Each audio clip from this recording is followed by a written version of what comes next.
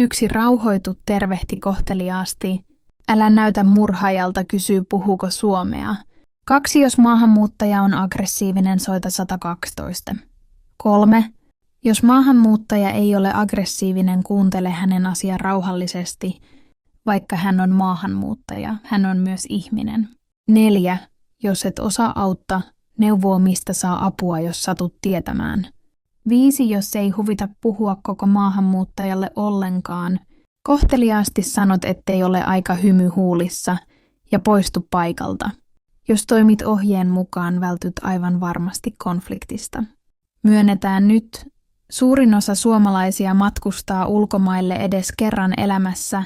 Varmasti arvostat, kun sinua kohdellaan inhimillisesti ulkomailla. Ulkomaalaisen otsassa ei lue, onko hän juuri maahanmuuttaja, turisti tai työreissulla,